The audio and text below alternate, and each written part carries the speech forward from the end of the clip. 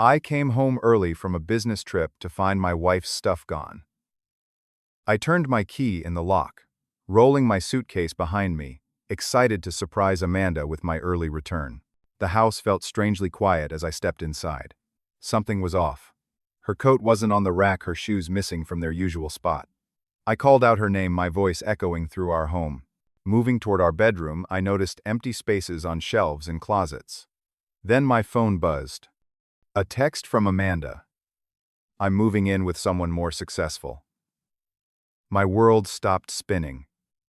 Just yesterday, we'd talked about weekend plans. Now, this. If you're watching this right now, let me know where you're tuning in from. Hit that like and subscribe button before I tell you what I did next that changed everything. The first time I saw Amanda, she was laughing at something across the crowded room at my friend Ryan's housewarming party.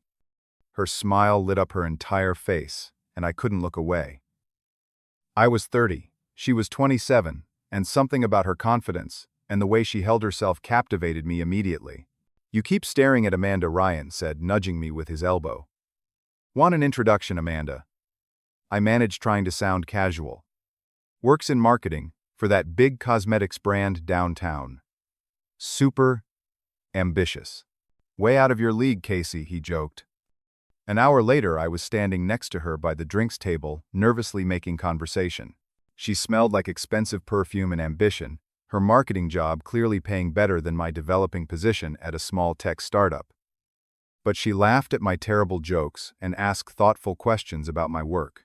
By the end of the night, I had her number. Our courtship was a whirlwind. Coffee dates turned into dinner. Dates turned into weekends away. She was everything I thought I wanted: beautiful, intelligent, driven. My parents adored her when I brought her home to Massachusetts for Thanksgiving. My mom pulled me aside after dinner. She seems lovely, Casey, but... She hesitated. But what, Mom?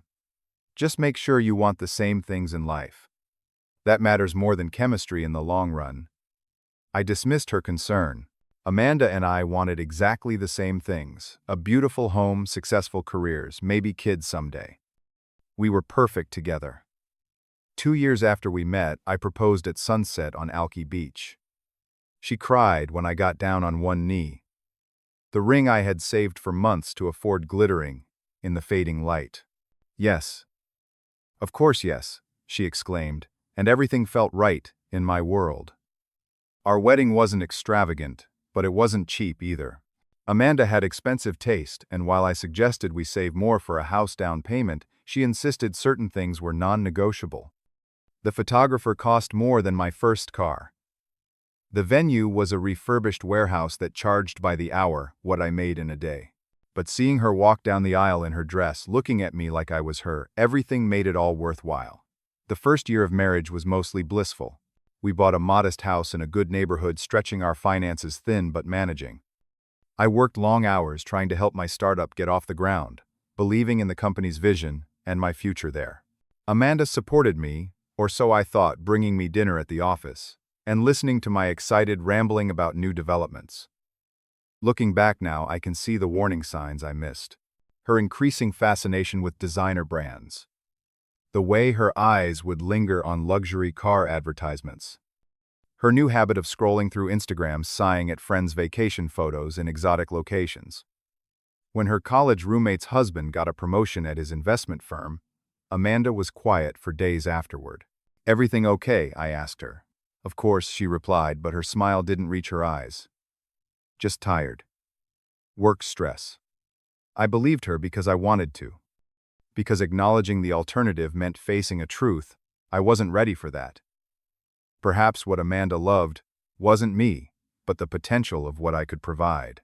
6 months before everything fell apart, Amanda joined a new gym. An expensive one with personal training sessions and smoothie bars, and members who drove German luxury cars. Her new friends were lawyers, doctors, executives. They went for brunch on Sundays and posted photos of champagne flutes and avocado toast. Sometimes I joined them, feeling increasingly out of place in my department store clothes among their casual displays of wealth. Around this time, my startup hit turbulence. Our main investor pulled out, citing market concerns. Suddenly, we were scrambling to stay afloat. My salary remained the same, but the promising stock options that had been part of my compensation package looked increasingly worthless. The long hours continued, but now they were desperate rather than exciting. I came home late one night to find Amanda sitting at our kitchen island, spreadsheets open in front of her. "We need to talk about our finances," she said without preamble. "I know things are tight right now," I acknowledged, "but it's temporary. We're close to securing new investment." "Are you?" she asked skeptically. "Because from what I'm seeing, we're burning through our savings. The mortgage is expensive. My car needs to be replaced. And you're still at this failing company, instead of getting a real job at Amazon or Microsoft." Her words stung. "The company isn't failing. We're restructuring. And I believe in what we're building." "Belief doesn't pay bills, Casey," she snapped, closing her laptop. "I'm tired of living like this when everyone around us is moving forward." That night, she slept with her back to me, and a chasm opened between us that would only widen in the coming months. She started working late more often. Her texts became infrequent then perfunctory. When I reached for her at night, she was usually too tired or not in the mood, and all the while I told myself it was just a rough patch. That all marriages had them. That once my company stabilized, we would be fine again. I was wrong. So very wrong. The New York trip was supposed to last 5 days. A make-or-break opportunity to present to potential new investors who could save our struggling startup. My boss had entrusted me with this responsibility because of my intimate knowledge of our product and my passion for its potential. "You've got this, Casey," he assured me the day before I left. "Just show them what you showed me when I hired you. The genuine belief in what we're building here." At home, Amanda seemed almost relieved I was leaving. "It will be good for you to get away from all the stress here," she said, helping me pack. Her words sounded supportive, but there was something in her tone I couldn't quite place. Detachment, perhaps, or finality. "I'll miss you," I told her, pulling her into an embrace that she returned without enthusiasm. "Me too," she replied already, stepping away, checking her phone. The first 3 days in New York were a blur of preparation anxiety and very little sleep. I called Amanda each night, but our conversations were brief and superficial. She was always just heading out or just getting home, too busy to talk. On the 4th day, I gave the presentation of my life. 2 solid hours of explaining our technology, our market positioning, our vision for the future. When I finished, there was a moment of silence in the conference room that made my stomach drop. Then the lead investor, a woman in her 50s with sharp eyes and a sharper mind, smiled. "I think we have something to work with here," she said, and the relief nearly knocked me off my feet. By that evening, we had a tentative agreement for funding that would not only save our company, but potentially accelerate our growth beyond our initial projections. I called my boss from my hotel room, both of us almost giddy with relief and excitement. "Get some rest and celebrate, Casey," he told me. "You've earned it. See you back at the office on Monday." But I couldn't wait until Monday. I wanted to share this triumph with Amanda in person. See her face when I told her our financial worries were over, that my faith in the company had been justified. I changed my flight, paying the change fee without hesitation, and texted her that I had a surprise but didn't mention I was coming home. The flight back to Seattle seemed to take forever. I kept imagining her reaction, hoping this good news would bridge the gap that had grown between us.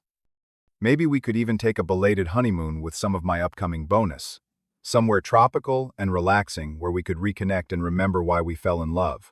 The taxi dropped me at our house around 2 in the afternoon.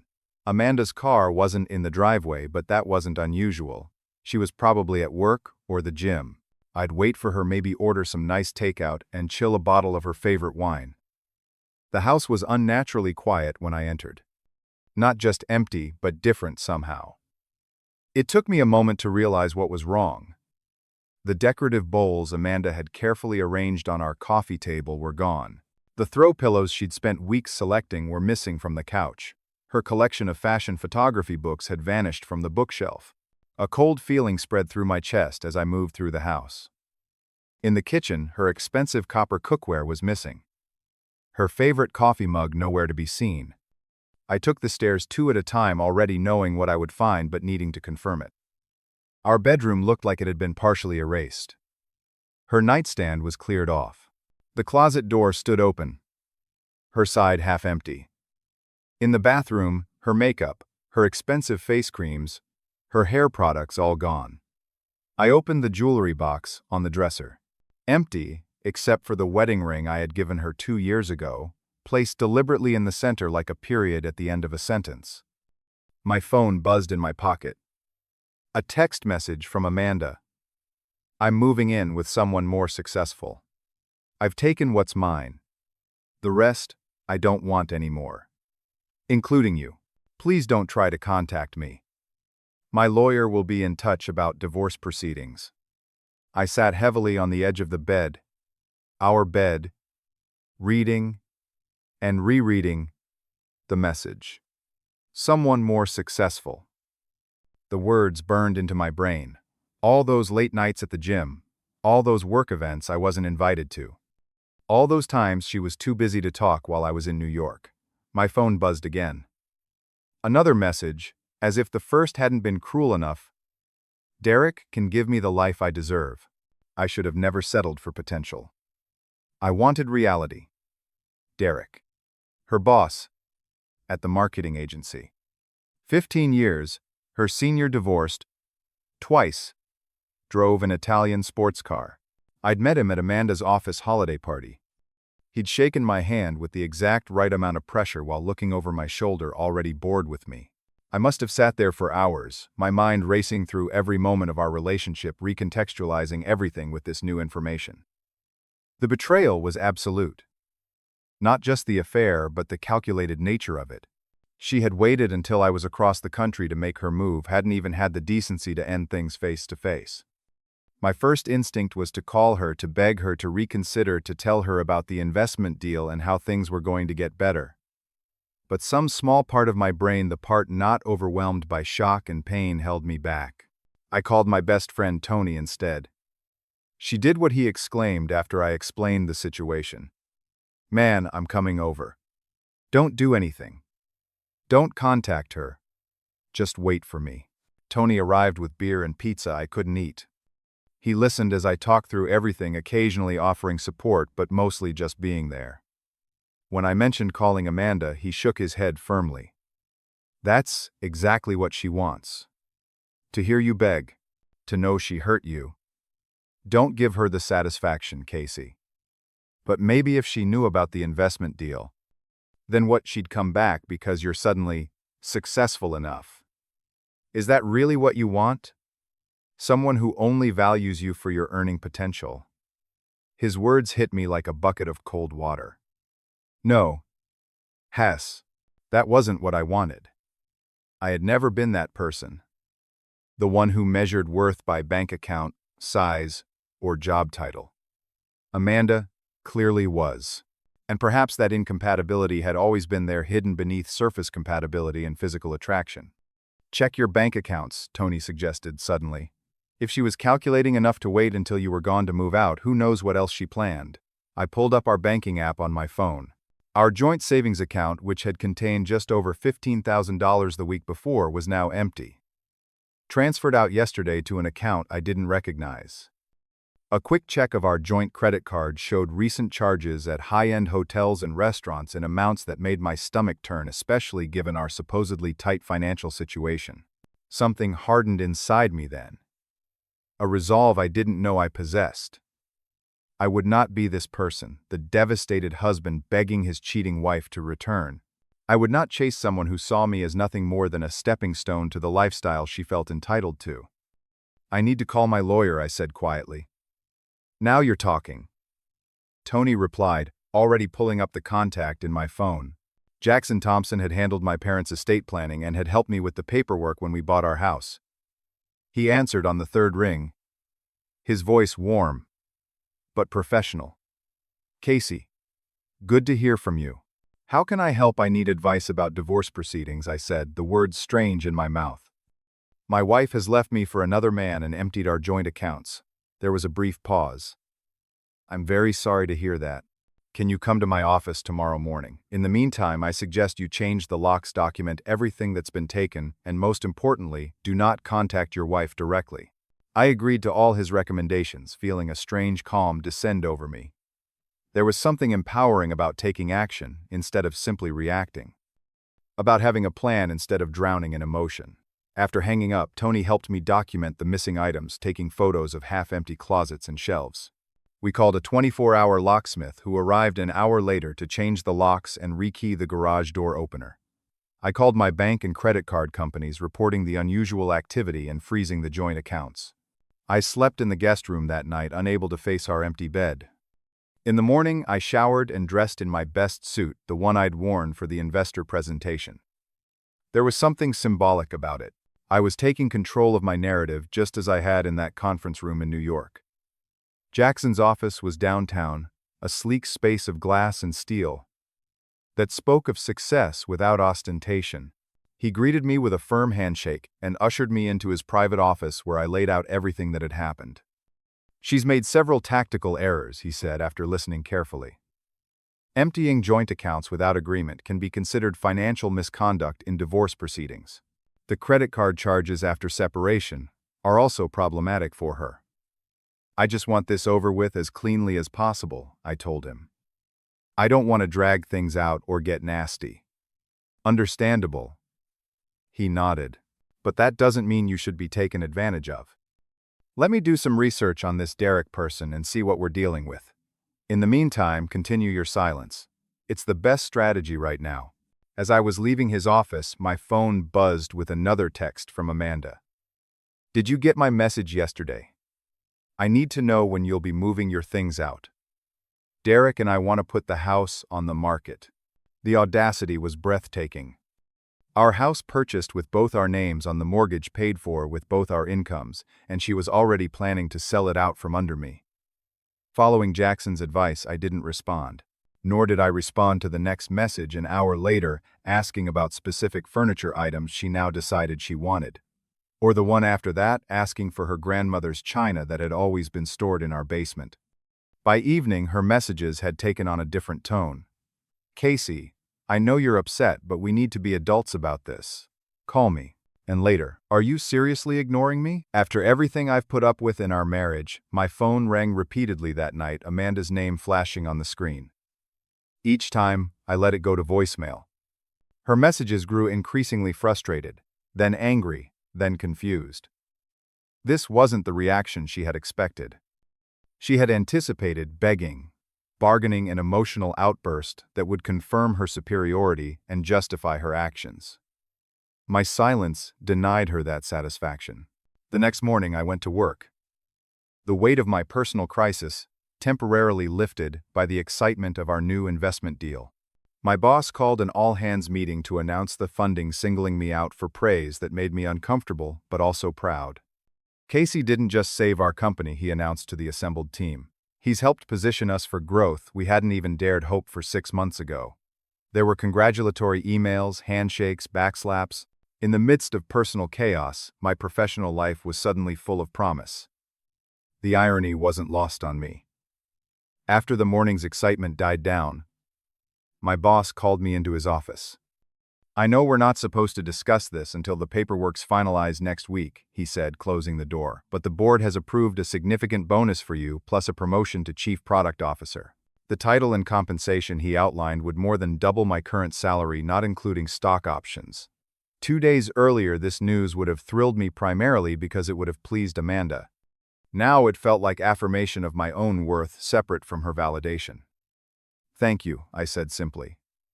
"I appreciate the opportunity to continue building something I believe in." My phone had been buzzing in my pocket throughout the meeting. When I checked it afterward, I had 17 missed calls from Amanda and a string of increasingly agitated text messages. The final one made me laugh out loud in the middle of our office kitchen. "Answer your phone. This is childish and beneath you." By lunch, she had recruited mutual friends to her cause. My phone lit up with a call from her best friend, Stephanie. "Casey, Amanda's really worried about you. She says you won't answer her calls." "I'm fine, Stephanie, just taking some space. My lawyer will be handling all communication with Amanda going forward." Lawyer. Don't you think that's extreme? She just wants to talk things through civilly. She emptied our bank accounts, maxed out our credit cards, and moved in with her boss. I think a lawyer is appropriate. There was a long pause. She said you were the one being unreasonable. Stephanie finally said, her tone uncertain. I'm sure she did. I have to go now. Take care, Stephanie. And I, 10, 10, can, 10. Similar conversations played out with other friends throughout the afternoon. It became clear that Amanda was spinning a narrative where she was the reasonable one, simply seeking happiness, while I was being petty and vindictive. Some believed her. Others seemed skeptical, especially when I calmly stated facts without emotional embellishment. By evening, Jackson called with some interesting developments. I've been doing some research on Derek Thornton, he said, without preamble. Did you know he's currently being sued for sexual harassment by a former employee at the marketing agency I hadn't known? Also, he has a pattern of affairs with subordinates that tends to last about 6 months before he moves on. And most interestingly, he and Amanda registered an LLC together 3 months ago. A social media consultancy that appears to have been funded primarily with capital that matches the amount missing from your joint savings. The pieces clicked into place. Not only had Amanda been planning her exit for months, but she had used our shared resources to fund a business venture with her lover, one she had never mentioned to me. Is that legal? I asked. It's a significant problem for her in divorce proceedings, Jackson replied. Especially since she used joint funds without your knowledge or consent. I've already filed for an emergency court order regarding the finances. The rest of the evening passed in a blur of paperwork and legal discussions. I signed documents authorizing Jackson to act on my behalf, and agreed to a temporary division of assets that protected what remained of our joint property until a formal agreement could be reached. Meanwhile, Amanda's calls and messages continued unabated. By midnight, they had taken on a desperate quality. Casey, please. We need to talk. Things aren't what they seem. Call me back. I slept better that second night, the initial shock fading into a calm determination to protect myself and move forward. In the morning, I woke to a notification from my bank. The emergency order had been granted, and Amanda's access to our remaining joint accounts had been revoked. Less than an hour later, my doorbell rang insistently. Through the peephole, I could see Amanda standing on our porch, mascara streaked down her face, looking nothing like the polished, confident woman I had married. Derek sat in his car, at the curb, engine running, looking impatient. I didn't open the door. Casey, I know you're in there. Open the door right now, she shouted, pounding with her fist. This is still my house, too. I watched through the window as she tried her key, her face contorting in confusion and then rage when it didn't work. More pounding, more shouting. You changed the locks. Are you kidding me? This is illegal. Eventually, I opened the window a crack. Please, leave the property. Any communication should go through my lawyer. I handed her Jackson's business card through the narrow opening. Your lawyer, Casey. This is ridiculous. I just need some of my things, and we need to talk about the house. All items will be inventoried and distributed according to the court's decision. Please leave now, or I'll have to call the police to report trespassing. Her face crumpled then, the reality of her situation finally hitting home. I can't access any of our accounts, she said, her voice smaller now. The cards are all declined. Derek's getting impatient with me staying at his place. That sounds like a personal problem, I replied, surprised at my own coldness. You should have thought about the practical details before emptying our savings and running off with your boss. I made a mistake, okay, I was confused and unhappy.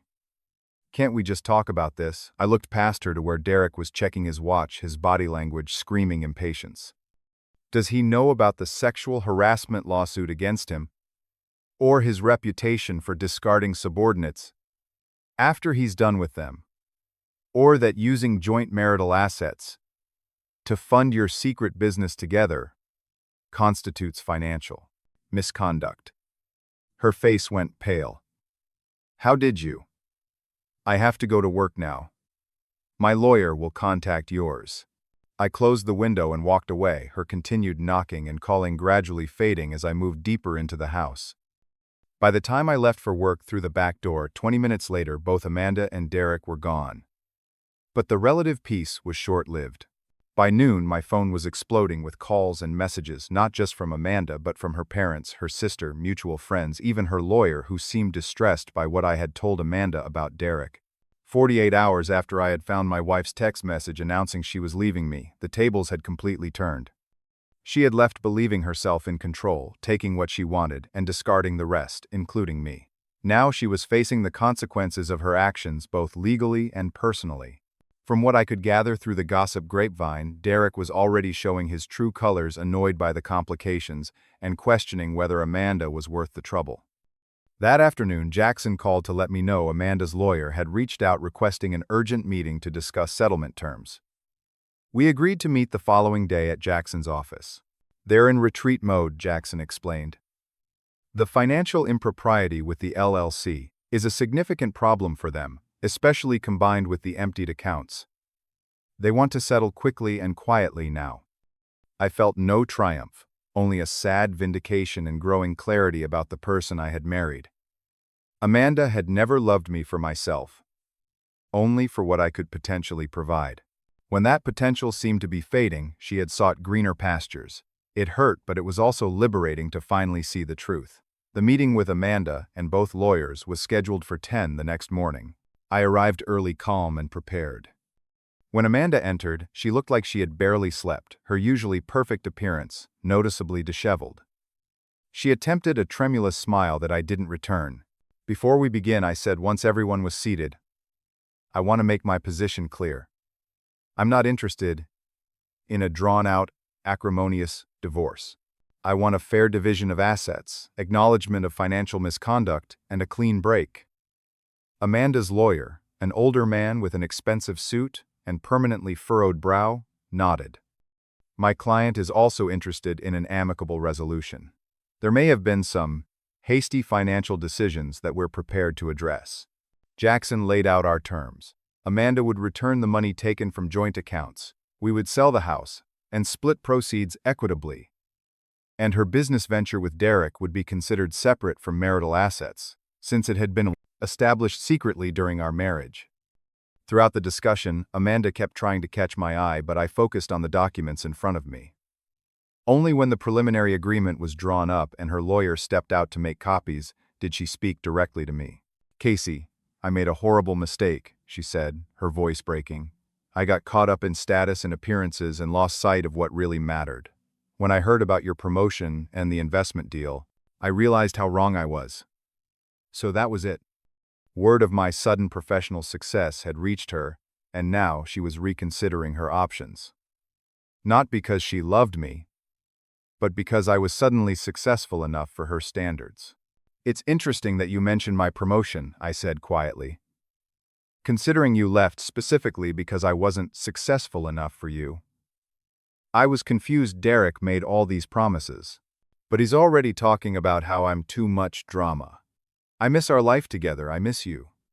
I finally looked at her directly. The woman I had once thought was my soulmate. The woman I had planned to build a life with, perhaps have children with someday. I felt a complex mixture of emotions: lingering love, profound disappointment, grief for what might have been relief at my narrow escape.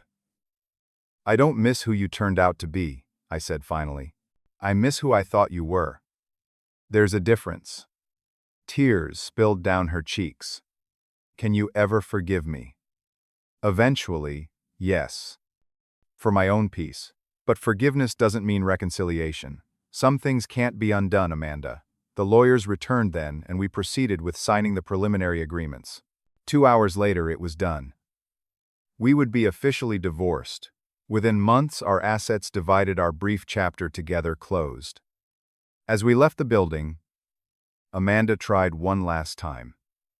"We could try counseling. Start over." I shook my head. "I deserve someone who loves me for who I am, not what I can provide." "So do you actually. I hope you figure that out someday." I walked away then towards my car and my future, feeling lighter with each step. The divorce process was finalized 3 months later, with minimal additional drama. We sold the house, divided the proceeds as agreed, and went our separate ways. I used my portion as a down payment on a smaller but nicer condo closer to my office. With my new position and salary, I was actually more financially secure on my own than I had been in our marriage. Through mutual friends, I heard that Amanda's business venture with Derek had collapsed when he lost interest both in the business and in her. She had taken a job at a smaller agency and was by all accounts humbled by the experience. 1 year after that fateful day, when I returned home early to find her gone, I received a text message from Amanda. "I hope you're doing well. I think about you often and regret how things ended. I understand now what I lost. Not just financial security, but a good man who loved me for me. I'm sorry." I read it twice before responding simply, "I forgive you. I wish you well, Amanda." And I meant it. The anger and hurt had faded, replaced by a quiet gratitude for lessons learned and growth achieved. I was dating again cautiously. I had been promoted again at work. I had rekindled old friendships and developed new ones. My life was rich in ways that had nothing to do with bank account balances or status symbols. In losing what I thought I wanted, I had found what I actually needed: self-respect, authentic connections, and the knowledge that my worth wasn't tied to someone else's assessment. Sometimes the most painful endings lead to the most necessary beginnings. Have you ever experienced betrayal that ultimately led to growth? I would love to hear your stories in the comments below. Remember, sometimes what feels like the worst thing that could happen turns out to be exactly what we needed. If this story resonated with you, please like, subscribe, and share it with someone who might need to hear it. Thanks for listening, and remember, your worth is never determined by someone else's inability to see it.